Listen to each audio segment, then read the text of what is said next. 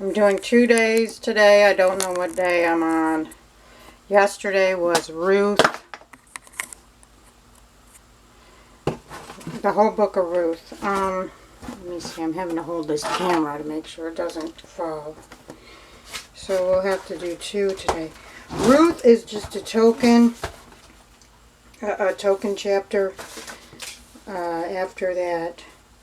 After chapter 19 of Judges, where the condoned gang rape, or I'm sorry, it wasn't condoned gang rape, it was condoned that a woman be thrown out to the gang rapers. I don't even know if there's a word for this. Of course, it doesn't happen to white men in this country, so there probably isn't a word for it, where you throw out a woman to be raped instead of being raped yourself. So being that it's, the man's on the top of the pyramid in that situation, I doubt there's a word for it. Anyway, so the book of Ruth, the whole book of Ruth. Now it says, I'm just going to go through this quickly because this, like I said, this is just a token chapter after the horridness of Judges, and especially the last 3 chapter 19, which is like the third to last chapter in the book of Judges, where the previous book in the Bible, where the man threw the woman out to be raped. So they're like, you know what, we got our misogyny in here and our condoned making women our scapegoat crap. So you know what, we're going to throw something in for the women. We're going to throw in the book of Ruth. So anyways, Naomi has 2 daughter-in-laws, and the daughter-in-law's husbands, it seems that both the husbands died, which would be the sons of Naomi. And one of the women's name, let me see if they actually give them names, because they're, characters here that actually do something. And she then made ready, let's see. One daughter-in-law was named Ruth. And Orpah. Okay, Orpah. That's who Oprah was named after. I've heard 2 stories about Oprah. Interesting fact. Oprah was named after Orpah in the Bible. Now, I've heard 2 versions of this. They either misspelled Orpah on the birth certificate, or they just didn't know how to say Orpah in her house. So, a lot of the people didn't know how to say Orpah in her household, so they called her Oprah. And that's how she was named Oprah. How she came to be called Oprah. Like I said, I don't know if it's Oprah on her birth certificate or if it's Orpah. Anyways, everybody called her Gail growing up. Gail was her middle name. I think they called her Gail because Oprah was, either they didn't know it was Oprah or Orpah, or Oprah was just not a name anybody had, so they called Gail because Gail was more common. I don't know why they called her Gail. At school, she says at school anyways they called her. I don't know if her relatives called her Gail. Anyway, so Orpah Naomi told the daughter-in-laws, after the husbands died, go back to where you live. Don't worry about me. Go back to your relatives where you can live a decent life. And Orpah said, bye girl, bye. And went back to her relatives. But Ruth said, no, I'm going to stay with you. And here's the famous verse for chapter 1, verse 16. Wherever you go, I will go. Wherever you lodge, I will lodge. Your people shall be my people, and your God, my God. Now, this is often misused among Christians. This is often said. Totally out of context. It's completely out of context. A lot of Christians will say this is what God says, or this is what Christians would say to God. I've heard it used both ways. I'll go wherever you go. Kind of like the coming from God, it would be kind of like the footsteps in the sand type thing. Or Christians saying that to God, but this has nothing to do with God. This has to do with Ruth's dedication to Naomi. Naomi must have been a good mother-in-law. Otherwise, Ruth would not have wanted to stay. Or Ruth's relatives may have, one, died, or two, treated her very, very badly. Women were treated very, very badly, especially divorced women, especially women who were raped, especially women who had sex before marriage. Now, men could whore around. Again, I'm going to say men could whore around as much as they wanted to, but they had to, and it didn't matter. But women had to stay virgins until they got married.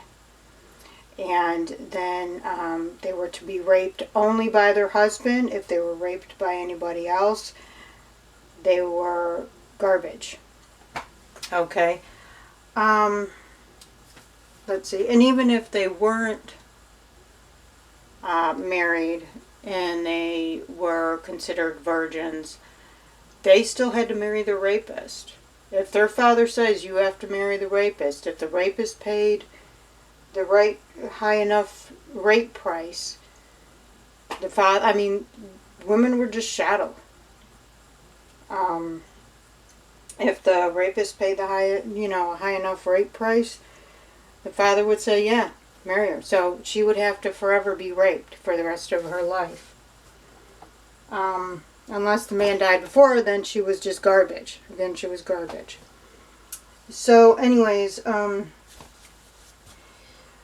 so the Naomi and Ruth, Naomi's the mother-in-law, returned to Bethlehem.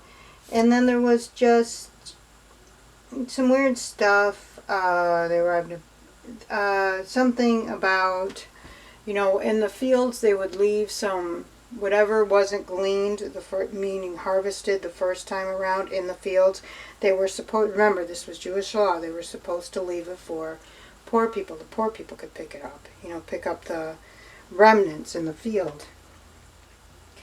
Well, they noticed they noticed, Ruth said, go, glean over at Boaz. I guess Boaz was some sort of long distant relative to Naomi, and so Naomi says, go to Boaz, glean from his field what the harvesters have not, have dropped behind. So Ruth did that. Well, I think, if I'm not mistaken, Boaz noticed this.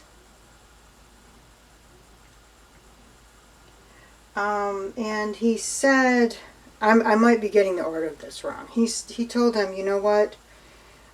Leave a little bit more. Just let some stuff purposely fall behind when you're harvesting, so Ruth can get it. So Ruth will have more to pick up from the field. And so she come back to Naomi, and then Naomi tells her to. There's some weird thing in here. It says Boaz slept on the threshing room floor. I don't know what that even means, but what the threshing room is. But maybe he's guarding maybe he slept there to guard his harvest. I think the threshing room is where they actually removed the usable parts of the plant from the unusable parts of the plants. I think that's what it is. Anyway, so he would sleep there. And Naomi told Ruth, go uncover his feet and lay at his feet.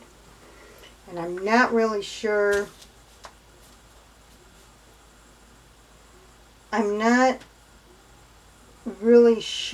What that even means. Like, she's supposed to uncover his feet. Neither the New American Bible nor the King James Bible, the audio version, really explains what this means. I think this has been lost to history, or it might not have meant anything to begin with. It might have just been BS. You're supposed to uncover. Ruth was supposed to uncover his feet and lay at his feet. Let's see. So do not. Oh, well, she was supposed to take a bath because back then bathing was not something we did daily. It was on a rare occasion. Put on your best attire. Go make yourself okay. When he lies down, take the note. Then go uncover a place at his feet and lie down. He will tell you what to do. I will do whatever you advise. Ruth replied. Like, what if he wanted to have sex with her? Rape again? I mean, I don't understand. So that's what she did. She went down, uncovered his feet, laid there. I'm assuming when they said in the King James Version, I thought it said she uncovered his feet, but here it's saying she uncovered a place near his feet. So I'm thinking maybe, the floor was full of, whatever they harvested, whether that be wheat or cotton or whatever. So she cleared out a space near his feet, not taking off the blanket from his feet. In the middle of the night, the man found her. He said, "Who are you?" And said, "I am your servant Ruth." And she says, "You are my next of kin." He says, "You have been more loyal now than before and not going after the young man, whether poor or rich." I don't even understand what that means. Like, she hung around the harvesters. I mean, they're poor. So I don't understand how he's like, "You haven't gone after the rich or poor." So he tells her, I guess basically, take some barley and go home. And I think he said if I'm not mistaken, he tells her to be one of the handmaidens, which I don't understand even how that would work. I don't even know what that means. What is that? And that's one of his whores? Or I'm sorry, he's the whore. It's one of his women that the whore, him the whore, rapes constantly. I don't know. But anyways, Boaz... They said they came together as man and wife. I'm thinking now, I'm starting to think that they never really had marriage ceremonies back then. It's just like whoever you rape is your wife now. I don't know. But then where does the concubine come in? I don't know. So, anyways, Naomi, I want to note that throughout this, Naomi is perjuring herself by just constantly saying what a horrible condition she is. Now, I would like to remember, at least in a lot of cultures, that women whose husband have died, they were considered cursed. A lot of people thought, I mean, in India this is still a belief, that the women were the reason the men died. No matter what the man died of, some people think, oh, it's the woman's fault that he died. And they were supposed to be in mourning for the rest of their life. They were supposed to get the second rates of everything. I think a lot of this just became cultural as women were widowed women were supposed to be treated like crap. I think that stemmed from the fact that widowed women had to be treated like crap, or treat themselves like crap even, because they couldn't make their own money. They couldn't have any inheritance unless their father didn't have any sons. That's the only way they could get inheritance. So women were raped, and oftentimes they were mentally damaged. A lot of women were just mentally damaged their whole life, the rest of their life after rape, or they were physically damaged after rape. Um, we saw what happened in Judges 19. That woman didn't even live 24 hours. She died from her gang rape. I think people were told to treat widowed women like crap simply because they had been treated like crap by society prior, just because they didn't have the rights men did to money and accounts. And they were considered drudgery to their parents, and so, the parents would often not, let them come back home after they got married, after their husband died or whatever, because they were no good to them. They were no use. So anyways, became, I guess you could say what was legal became cultural. And that's why I'm all for laws, and that's what we have. All our laws are moral laws. We think it's immoral to murder, so we make murder laws. At one time, slavery was legal, and a lot of people thought it was moral to have slaves. I don't think they really thought that, but they told themselves that the Bible condones, which it does. The Bible condones it, but the Bible condones rape too. Forced marriage, which is rape. Having to marry one's rapist, that was suggested, not just condoned. It was suggested that be done in the Bible. And instead of God saying, don't base don't base any woman's sexual history, don't base a woman's worth on her sexual history any more than you do base a man's worth on his sexual history. God says, you know what, if she's raped, she's not going to be good for anybody, so marry the rapist. You can rape her the rest of her life. Why not just say, if you're the God, why not just say? And if you can tell people, don't yoke your oxen with your donkey, then why can't you say, don't base women's sexual past as part of her personality traits, and her worth. Anyway, so I don't know why I went off on that. But anyways, Ruth became Boaz's wife. Yay, he raped her. Yay, more rape. And she gave birth to a son, and what did they not give a name? They called him Obed. Oh, like Obed Remote's way, and number one ladies detective agency. And he was the father of Jesse, the father of David. Naomi was there.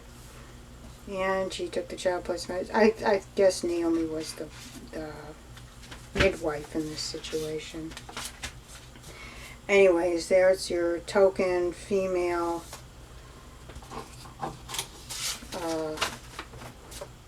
book of the Bible. And no more female books in this. I'm not even caring about this anymore after I read Judges 19. I mean, this is my fifth time reading the Bible all the way through. And the last 4 times, there was a lot of stuff I didn't understand. I thought I misunderstood that verse. That's why I didn't get so hot. I did get hot under the collar, but then I thought, I'm misunderstanding this because this is written in Old English. I'm misunderstanding what's being said here. Now I know I'm not misunderstanding. I had so many other questions, like the first 2 chapters of the Bible, like why do they contradict each other? And, some people give excuses. None of the excuses were good enough for me. Unless I could understand, it's like one's meant to be colloquial, one's meant to be literal. If you're not telling me to take the Bible literally to begin with, you're telling me to take the Bible literally, and then you're saying, well, Genesis, you're supposed to take that colloquially, and one literally. So, I don't know. Anyway, so that's your book for today. Here's Sensationally Simple Soaps again. I've done this before. I don't think I've moved a single soap here. But anyways, yep, there's all the soaps. They're really, really pretty soaps. Pretty soaps. And that's in Adrian, Michigan. I'll put a link in the description.